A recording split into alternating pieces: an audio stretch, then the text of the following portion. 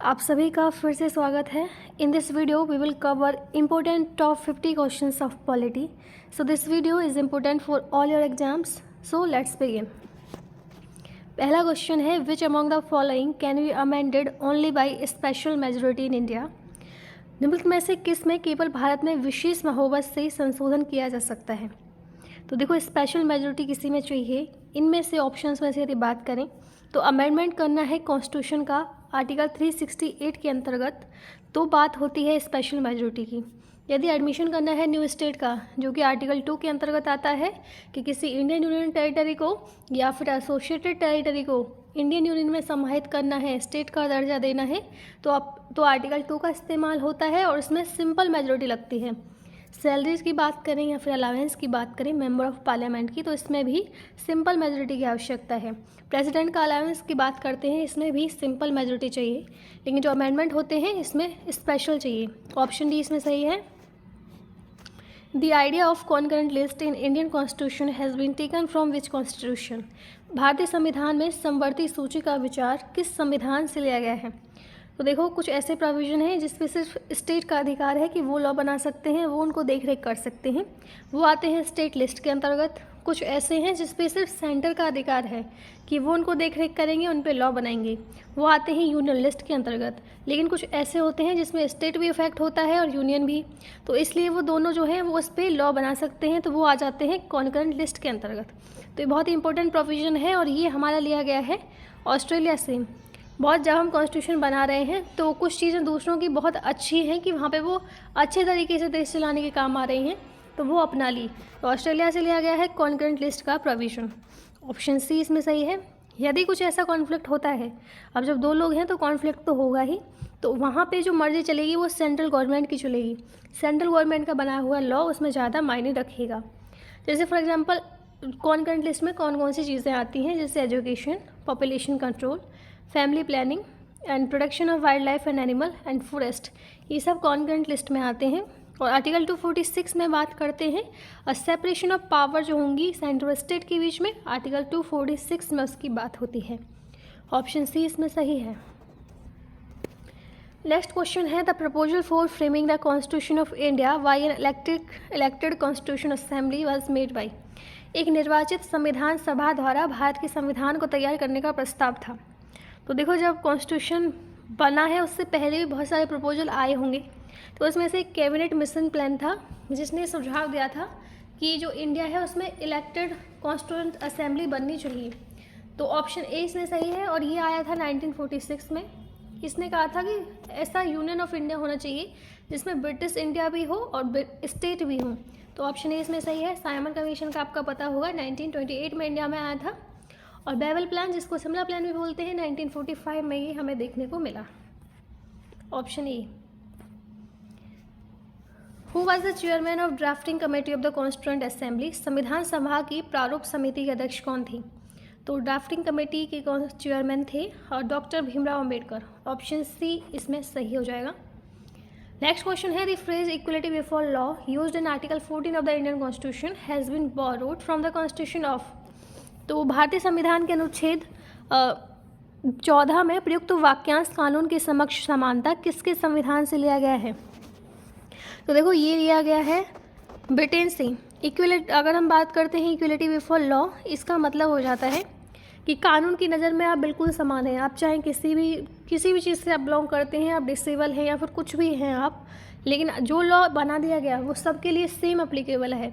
ऐसा नहीं कि किसी को इसमें डिस्काउंट मिल रहा है, किसी को कुछ अलग तरीके से स्पेशल ट्रीट किया जा रहा है। सभी के लिए आप कानून की नज़र में एकदम समान हैं।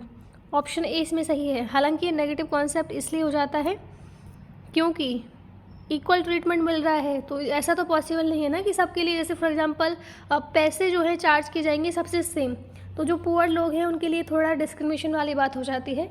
लेकिन ये एक नेगेटिव कॉन्सेप्ट इसको समझा जाता है। तो equal treatment for all person before the court, इसका मतलब ये है कानून का जो है वो ब्लाइंड है, वो ये नहीं देख सकते कि उनके जो डोर पे खड़े हैं लोग या तो गरीब हैं या फिर अमीर हैं। किसी के लिए कोई स्पेशल प्रोविज़न नहीं है और सभी को समान सज़ा मिलेगी। इसमें ऐसा नहीं है कि यदि कोई व्यक्ति जैसे महिला है, प्रेग्नेंट है या फिर किसी को कुछ और बीमारियां हैं या फिर कोई और है कि उसको कम मिलनी चाहिए, तो नहीं, सज़ा जो सुना दी गई तो सुना दी ही गई। एक है इक्वलिटी बिफोर लॉ जो कि ब्रिटेन से लिया गया है, एक है इक्वल प्रोटेक्शन ऑफ लॉ। इसमें ये पॉजिटिव कॉन्सेप्ट हो जाता है इक्वल प्रोटेक्शन ऑफ लॉ, क्योंकि इसमें जो सज़ा मिलती है जो या फिर पनिशमेंट मिलती है वो उस तरीके से मिलती है कि आपके समक्ष कौन इंसान खड़ा है। उसमें स्पेशल प्रोविज़न भी मिलेंगे कि सभी के लिए समान, कि ऐसा नहीं कि सब बिल्कुल समान सीढ़ी पे खड़े हैं, कोई थोड़ा नीचे है तो उसके लिए अलग कानून बनाया जाएगा। अगर कोई व्यक्ति सक्षम नहीं है पैसे देने के, अपना लीगल जो एड है वो कंप्लीट करने के, तो उसको फ्री में भी जस्टिस मिलेगा। तो ये लिया गया था यूएसए से, इक्वल प्रोटेक्शन ऑफ लॉ वाला। ऑप्शन ए इसमें सही है। Which state first adopted the Panchayati Raj in India in 1959? तो ये कब 1959 में भारत में सबसे पहले किस राज्य ने पंचायती राज को अपनाया? तो ये अपनाया था राजस्थान ने। ऑप्शन ए इसमें सही है। तो पार्ट 9 में बात होती है पंचायत की और ये ऐड हुआ था 73rd अमेंडमेंट के द्वारा। पार्ट 9A में बात होती है म्यूनिसिपैलिटीज़ की जो ऐड हुआ था 74th अमेंडमेंट के द्वारा। अब देख लेते हैं कुछ शॉर्टकट ट्रिक। 22 पार्ट है हमारे कॉन्स्टिट्यूशन में, उनको याद करने की शॉर्टकट ट्रिक। तो देखो शॉर्टकट ट्रिक ये है, अगर आप इसको याद कर पाएँ तो। हालांकि आप पार्ट भी देखते चलना, आपको अगर वैसे याद हो रहा है तो बहुत अच्छी बात है आपके लिए, लेकिन ट्रिक भी यहाँ पे मैंने लगाई है। You can fly directly from US to UP to meet child of Shyam and Rita. Fruit taste sweet to eat, so only eat Maggie as tasty snack. तो देखते चलते हैं 1 by 1 पार्ट को। तो सबसे पहले आते हैं पार्ट 1 की बात करते हैं। पार्ट 1 में बात होती है यूनियन एंड इट्स टेरिटरी की। सबसे पहले जब हम बात कर रहे हैं किसी पर्टिकुलर चीज़ की या देश की, तो सबसे पहले देश से ही शुरुआत होगी। तो यूनियन एंड इट्स टेरिटरी, यानी कि यू से आप इसको सिंबल कर सकते हैं, पार्ट 1। पार्ट 2 में भारत में अब बात आएगी नागरिकता की, कि वहाँ पे जो लोग रह रहे हैं, तो सिटीजनशिप की बात होती है पार्ट 2 में। और यहाँ पे आप ट्रिक में कैन से इसको सिंबल कर सकते हैं, याद कर सकते हैं। पार्ट 3 में बात होती है फंडामेंटल राइट की। अब नागरिकता दे दी, अब का अधिकार भी मिलने चाहिए ताकि लोगों की ज़िंदगी जैसी बने। तो यहाँ पे आप इसको फ्लाई से आप इसको याद कर सकते हैं। पार्ट 4 में बात होती है directive principle of state policy. नागरिकों को तो अधिकार देती है, अब बात आती है स्टेट की कि स्टेट भी कुछ लॉ अपनाए। तो डायरेक्टिव प्रिंसिपल ऑफ स्टेट जो पॉलिसी है वो स्टेट के लिए दिशा निर्देश की तरह काम करते हैं कि किस तरीके से उनको अपना स्टेट चलाना चाहिए। तो यहाँ पे आप इसको याद कर सकते हैं डायरेक्टली से। पार्ट 4A में बात होती है फंडामेंटल ड्यूटीज़, कि सिटीजन्स को अधिकार तो मिल गए, अब कुछ अपने कर्तव्य भी तो निभा लीजिए। तो ये ऐड हुआ था 42nd कॉन्स्टिट्यूशन अमेंडमेंट 1976 के द्वारा, और आप इसको सिंबल कर सकते हैं ट्रिक में फ्रॉम से। पार्ट 5 में यूनियन गवर्नमेंट आती है, जो कि यू से आप इसको कनेक्ट कर सकते हैं। एंड पार्ट 6 में स्टेट गवर्नमेंट, जो आप ऐसे से इसको सिंबल कर सकते हैं। नेक्स्ट है पार्ट 8 में बात होती है यूनियन टेरिटरी का किस तरीके से एडमिनिस्ट्रेशन करना है। आर्टिकल 239 से 242 में इसकी बात होती है, और यू से आप इसको कनेक्ट कर सकते हैं। पार्ट 9 तो आपको सबको पता होगा, पंचायत से संबंधित है। पी से आप इसको याद कर सकते हैं ट्रिक में। एंड एम से कर सकते हैं म्यूनिसिपैलिटीज़ को, जो कि पार्ट 9A में आता है, और इसका आर्टिकल भी मेंशन है। आर्टिकल 243 से 243 जेड में मेंशन है म्यूनिसिपैलिटीज़। अब चाइल्ड से आप इसको याद कर सकते हैं पार्ट 9B को, कोऑपरेटिव सोसाइटीज़। एंड पार्ट 10 में आते हैं schedule and tribal areas. And part 11 में आते हैं relation between union and state. Part 12 में बात होती है finance, property, contract and suites की। पार्ट 13 में होती है ट्रेड, कॉमर्स एंड इंटरकोर्स, जो भी टेरिटरी के अंदर होगा। पार्ट 14 में बात होती है services under the union and state. Part 14A में आता है ट्रिब्यूनल। पार्ट 15 में आते हैं इलेक्शंस। 16 में बात होती है special provision relating to certain classes. 17 में बात होती है ऑफिशियल लैंग्वेज। 18 में इमरजेंसी प्रोविजन। 19 में मिसलेनियस। 20 में बात होती है अमेंडमेंट करना है कॉन्स्टिट्यूशन का। और 21 में temporary, transitional and special provision. And 22 में बात होती है short title, commencement, authoritative text in Hindi and repeals. The minimum age limit for the membership of legislative council age. विधान परिषद की सदस्यता के लिए न्यूनतम आयु सीमा क्या है? तो ये है ऑप्शन सी 30 ईयर्स, जो है मिनिमम एज लिमिट है। और मेंबरशिप की लेजिस्लेटिव काउंसिल में बात हो रही है, असेंबली में नहीं, काउंसिल में। तो कुछ और मिनिमम एज लिमिट देख लेते हैं जो कि कॉन्स्टिट्यूशनल पोस्ट है उसके लिए। तो प्रेसिडेंट ऑफ इंडिया बनने के लिए आपको 35 ईयर्स का होना जरूरी है। वाइस प्रेसिडेंट के भी लिए आपको 35 ईयर की एज चाहिए। लोकसभा स्पीकर बनना है तो 25 ईयर्स इसमें चाहिए। मेंबर ऑफ राज्यसभा बनना है तो 30 ईयर्स कम से कम आप होने चाहिए। गवर्नर ऑफ द स्टेट के लिए 35 years and chief minister of the state के लिए 25 year. Member of gram panchayat बनने के लिए 21 ईयर्स की एज इसमें चाहिए। विच committee recommend inclusion of fundamental duties, किस समिति ने मौलिक कर्तव्यों को शामिल करने की सिफारिश की? तो ये की थी स्वर्ण सिंह कमेटी ने फंडामेंटल ड्यूटीज को शामिल करने की सिफारिश। इसमें से जो राधा कृष्णन कमेटी है ये यूनिवर्सिटी एजुकेशन से संबंधित है। बलवंत राय मेहता कमेटी पंचायती राज से संबंधित है। Under which article the parliament provide financial assistant to state, राज्यों के किस अनुच्छेद के तहत संसद वित्तीय सहायता प्रदान करती है? तो सहायता प्रदान करती है स्टेट। आर्टिकल 275 के अंतर्गत प्रोवाइड किया जाता है स्टेट को फाइनेंशियल असिस्टेंस। तो आर्टिकल 275 में हम बात करते हैं इंडियन कॉन्स्टिट्यूशन के ऐसे प्रोविजन की जो कि ग्रांट देता है कर्टेन स्टेट को यूनियन से। विच of the following right mentioned in the Indian constitution is absolute in nature, भारतीय संविधान में उल्लिखित निम्नलिखित में से कौन सा अधिकार प्रकृति में पूर्ण है? तो इसमें से हो जाएगा option D, right to get equal pay for equal work. ये तो बिल्कुल ही एब्सोल्यूट है, इसमें तो कोई संदेह ही नहीं है।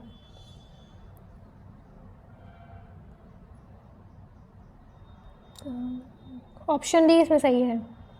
Which one of the following article deal with the appointment of the prime minister and other minister, इनमें से कौन सा अनुच्छेद प्रधानमंत्री और अन्य मंत्रियों की नियुक्ति से संबंधित है?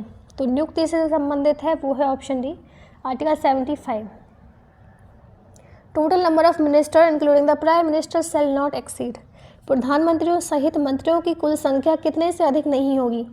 तो ये हमारी प्रोविज़न है, एक 15% मेंबर जो है लोकसभा के होने चाहिए, इससे जो ज़्यादा है वो नहीं होनी चाहिए। ऑप्शन डी इसमें सही है। Which constitution has the final authority, which institution has the final authority to interpret the constitution of India, भारत के संविधान की व्याख्या करने का अंतिम अधिकार किस संस्थान के पास है? तो ये सुप्रीम कोर्ट ऑफ इंडिया के पास है फाइनल अथॉरिटी। ऑप्शन बी इसमें सही है। विच amendment bifurcated the east west combined national commission for schedule caste and schedule tribe into 2 separate bodies, कौन से अमेंडमेंट ने तोड़ दिया था national commission for schedule caste को, जो कि पहले कंबाइन थी? National commission for schedule caste और शेड्यूल ट्राइब पहले कंबाइन थी, अब उनको 2 सेपरेट बॉडीज बना दिया गया। National commission for schedule caste अब अलग होगी and national commission for schedule tribe अब अलग होगी। तो ये किया गया था option A, 89th amendment act 2003 के अंतर्गत ऐसा हुआ था। तो 89th अमेंडमेंट एक्ट 2003 ने बाइफर्केट कर दिया east west combined national commission for schedule caste को एंड शेड्यूल ट्राइब को 2 सेपरेट बॉडीज में। तो national commission for schedule caste article 338 के अंतर्गत आता है and national commission for schedule tribe article 338A के अंतर्गत आता है। ऑप्शन ए इसमें सही है। Elementary education was made a fundamental right under which constitutional amendment act, प्राथमिक शिक्षा को किस संविधान संशोधन अधिनियम के तहत मौलिक अधिकार बनाया गया था? इसका सही है 86th अमेंडमेंट एक्ट 2002 के अंतर्गत जो एलिमेंट्री एजुकेशन है उसको एक फंडामेंटल राइट बना दिया गया। ऑप्शन सी इसमें सही है। तो जो अमेंडमेंट है डायरेक्ट कहता है स्टेट को कि अर्ली चाइल्डहुड केयर और एजुकेशन जो है प्रोवाइड करना है सभी बच्चों को जब तक वो 6 ईयर कंप्लीट नहीं कर लेते एज का। Which of the following did issue a command to a public official asking him to perform his official duties that he has failed or refused to perform? कौन सी डेट जो है issue करती है command किसी public official को उससे कहने के लिए जो वो ड्यूटी परफॉर्म नहीं कर रहे हैं? तो देखो ये मैंडेमस मैं आपको बता देती हूँ। आपको कॉन्स्टिट्यूशन में फंडामेंटल राइट मिलते हैं और यदि उनका वियोलेशन होता है तो आप सुप्रीम कोर्ट या फिर हाई कोर्ट के पास जा सकते हैं। सुप्रीम कोर्ट के यदि पास जाएंगे तो आर्टिकल 32 की उसमें बात होती है और उसमें रिट जारी कर सकते हैं आप यदि आपके फंडामेंटल राइट्स का वियोलेशन होता है। एंड यदि आप हाई कोर्ट में जाएंगे तो आर्टिकल 2 to 6 के अंतर्गत रिट जारी होती है। तो देखो जब सुप्रीम कोर्ट के पास यदि आप जा रहे हैं तो उसमें 5 रिट आती हैं जिसमें से एक मैंडेमस है। मैंडेमस क्या करता है पहले मैं मैंडेमस का ही आपको बता देती हूँ। तो देखो यदि आपको कुछ काम है, आपको डॉक्यूमेंट बनवाने हैं, आपको ट्रेड करना है या फिर आपको लाइसेंस की ज़रूरत है, लेकिन जो पब्लिक अथॉरिटीज़ हैं जिनसे आपको डॉक्यूमेंट आएंगे जिससे आपको लाइसेंस मिलेगा वो अपना काम देरी से कर रहे हैं, आपको ऐसे डुला रहे हैं, आपको लेट करवा रहे हैं किसी चीज़ के लिए, तो यहाँ पे आप किसी पब्लिक अथॉरिटी के खिलाफ सुप्रीम कोर्ट में जाके अपनी जो रिट है वो जारी कर सकते हैं कि इस पब्लिक ऑफिशियल की वजह से मेरा फंडामेंटल राइट वियोलेट हो रहा है, राइट टू इन्फॉर्मेशन का या फिर चीज़ों को सही समय पे करने का। तो ऑप्शन बी इसमें सही है। तो यहाँ पे सुप्रीम कोर्ट जो है वो उस पब्लिक अथॉरिटी को डांट लगाएगी कि इनका काम जल्दी करो, ठीक है, ऐसे सुप्रीम कोर्ट उनको डांट लगाएगी। तो देखो इसमें जो 5 स्टेट मैंने आपको बताई सुप्रीम कोर्ट के पास जाने के लिए, तो सबसे पहले इसमें आता है हैबियस कॉर्पस, यानी कि आप यदि आपका फंडामेंटल राइट वियोलेट हुआ है या फिर आपके जान पहचान में आपकी नज़र में किसी और व्यक्ति का फंडामेंटल राइट वियोलेट हुआ है, जैसे फॉर एग्जांपल किसी ने आपको बंदी बना लिया, आप तो नहीं जाएंगे ना कोर्ट, तो आपकी जगह पे कोई और व्यक्ति जाएगा और कहेगा कि इसको ऐसा हो गया है, तो सुप्रीम कोर्ट के पास जाएंगे तो उसको बोलते हैं habeas corpus, to have the body of. एक होता है मैंडेमस जो मैंने आपको अभी बता दिया, एक होता है कोर वारंटो, जैसे फॉर एग्जांपल किसी पब्लिक ऑफिस में कोई व्यक्ति ऐसे ही घुस गया है, उसकी क्वालिफिकेशन नहीं है, तो यहाँ पे सुप्रीम कोर्ट बात करती है कि किस अथॉरिटी से आप बैठे हैं। सर्टेनिटी का मतलब होता है जैसे फॉर एग्जांपल निचली जो कोर्ट है वो कुछ जो ऐसे केसेस हो जाएंगे जिन पे वो फैसले सुना रहे हैं, लेकिन जो सुप्रीम कोर्ट है वो चाहेंगी कि वो हमारे पास को आएँ, तो सर्टेनिटी में जो केस है वो ट्रांसफ़र होते हैं। ऑप्शन बी इसमें सही है। The right to safe and clean drinking water is recognised as a fundamental right under. सुरक्षित और स्वच्छ पेयजल के अधिकार को निम्न में से किसके तहत मौलिक अधिकार के रूप में मान्यता प्राप्त है? तो ये है ऑप्शन है आर्टिकल 21 के अंतर्गत। Dinesh Goswami committee was concern with, Dinesh Goswami समिति का संबंध है, तो ये संबंधित है इलेक्टोरल रिफॉर्म से, option B. Money bill can be presented, धन विधेयक प्रस्तुत किया जा सकता है, तो ये तो सिर्फ लोकसभा में होता है मनी बिल प्रेजेंट, तो मनी बिल आता है आर्टिकल 110 के अंतर्गत, और जो बिल है ये कंसर्न है फाइनेंशियल मैटर जैसे कि टैक्सेशन, पब्लिक एक्सपेंडिचर etc। एक मनी बिल को सिर्फ लोकसभा में इंट्रोड्यूस किया जा सकता है और सिर्फ रिकमेंडेशन के प्रेसिडेंट के रिकमेंडेशन पे, और एक जो मिनिस्टर है वही अलाउड है मनी बिल को प्रेजेंट करने के लिए, ठीक है, प्राइवेट मेंबर नहीं चाहिए इसमें। ऑप्शन ए इसमें सही है। The salary and allowance of the जज of high court are charge to the, उच्च न्यायालय के न्यायाधीशों के वेतन और भत्तों का व्यवहार किससे लिया जाता है? तो ये लिया जाता है consolidated fund of the state से। तो देखो अगर बात होती है यहाँ पे सुप्रीम कोर्ट की तो कंसोलिडेटेड फंड ऑफ इंडिया आता, अब स्टेट की बात हो रही है तो स्टेट आएगा। तो जैसे कंसोलिडेटेड फंड है हमारे इंडिया का, यूनियन का, वैसे ही स्टेट का भी होता है। ऑप्शन बी इसमें सही है। Who appoint the ad hoc committee on parliament, संसद पर तथर्थ समिति की नियुक्ति कौन करता है? तो ये होती है option C, speaker of Lok Sabha and speaker of Rajya Sabha दोनों के द्वारा। Who has the power to adjudicate dispute between the center and the state? केंद्र और राज्यों के बीच विवादों का निर्णय करने की शक्ति किसके पास है?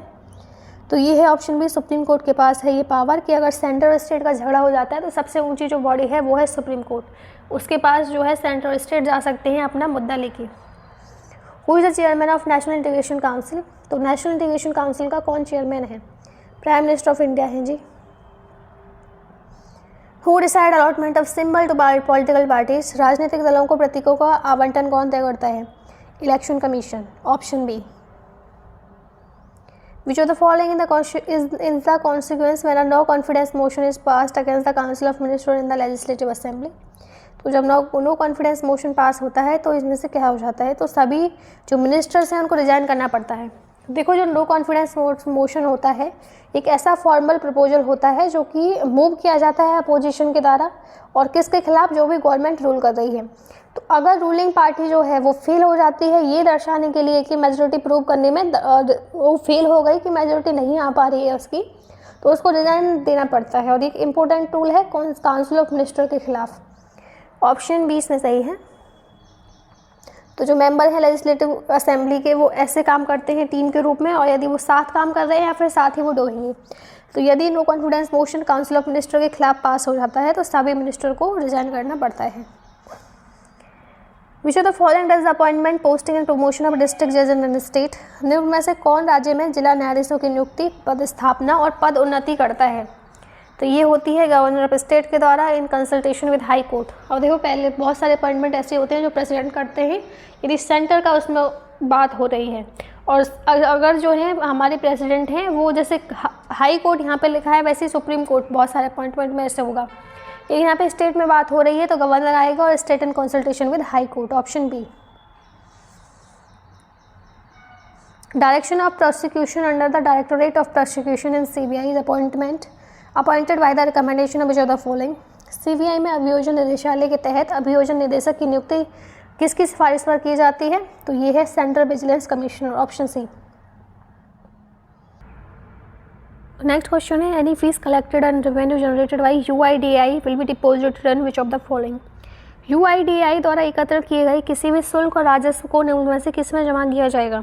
तो ये होता है कंसोलिडेटेड फंड ऑफ इंडिया में। तो मैंने आपको बताया था पिछले जो लेक्चर था हमारा कि जो भी रेवेन्यू जनरेट होता है या फिर लोन के जो पैसे जाते हैं वो कंसोलिडेटेड फंड ऑफ इंडिया में जाते हैं, और यदि आगे चल के बजट के लिए खर्चा निकालना है तो वो कंसोलिडेटेड फंड ऑफ इंडिया में से आएगा, क्योंकि ये गवर्नमेंट ऑफ इंडिया का फंड है और इसको ऑडिट करते हैं controller general of account. Option A इसमें सही है, कंसोलिडेटेड फंड ऑफ इंडिया जो भी जनरेट होगा इसमें जाएगा। Grass root democracy related to, तो जमीनी लोकतंत्र किससे संबंधित है? तो devolution of power, decentralisation of power and panchayati raj system, इन तीनों से संबंधित है। ऑल ऑफ द एबव आएगा। What is the maximum interval between 2 session of the parliament? संसद के 2 सत्रों के बीच अधिकतम अंतराल कितना होता है? तो ये है 6 month. Which of the following is not the part of basic structure of the constitution? निम्न में से कौन से संविधान की मूल संरचना का हिस्सा नहीं है? तो ये है option D, unquestion right of the parliament to amend any part of the constitution. बाकी सब बेसिक स्ट्रक्चर है। Fundamental right, independence of judiciary and federalism. Which of the following elicit the public opinion on a bill? तो इनमें से कौन किसके विधेयक पर जनता की राय प्राप्त करता है? तो ये है ऑप्शन बी, रेफरेंडम में वोट की जाती है, उसके माध्यम से पता चलता है कि कितनी जनता की इसमें राय है। तो एक होता है रेफरेंडम, एक प्रोसीजर है जहाँ पे प्रपोज लेजिस्लेशन को इलेक्टोरेट के सामने उपस्थित किया जाता है ताकि उसमें डायरेक्ट वोट की जाए। इनिशिएटिव ऐसा है, मेथड है जहाँ पे लोग जो है प्रपोज करते हैं किसी बिल को इनेक्टमेंट करने के लिए। उसका रिकॉल में क्या होता है, जो वोटर है किसी रिप्रेजेंटेटिव या फिर ऑफिसर को उसकी एक्सपायरी ऑफ टर्म से पहले ही हटाना चाहे क्योंकि वो अपनी ड्यूटी अच्छे से नहीं कर रहे हैं। प्लेबिसाइट में क्या होता है, ओपिनियन ऑफ पीपल मांगते हैं इसमें किसी पर्टिकुलर इश्यू पे जो कि पब्लिक इंपोर्टेंस के लिए है, और जो भी टेरिटोरियल डिस्प्यूट है उनको सॉल्व करने के लिए बेसिकली इस्तेमाल किया जाता है। विच of the following comes under the jurisdiction of both the high court and supreme court? उनमें से कौन उच्च न्यायालय और उच्चतम न्यायालय के दोनों के अधिकार क्षेत्र में आता है? तो ये है option C, protection of fundamental right. Which of the following is the source of income of the gram panchayat? इनमें से कौन सा ग्राम पंचायत के आय का स्रोत है? तो ये है option D, levy duties. A change in the distribution of power between the centre and state can be done by? तो केंद्र राज्य के बीच शक्तियों के वितरण में परिवर्तन किसके द्वारा किया जा सकता है? तो अमेंडमेंट करके ही। Which Indian state has no panchayati raj institution? किस भारतीय राज्य में कोई पंचायती राज संस्था नहीं है? तो ये नागालैंड में नहीं है, option D. How many type of emergency are envisaged by the Indian constitution? भारतीय संविधान द्वारा कितने प्रकार के आपातकाल की परिकल्पना की गई है? तो 3 है।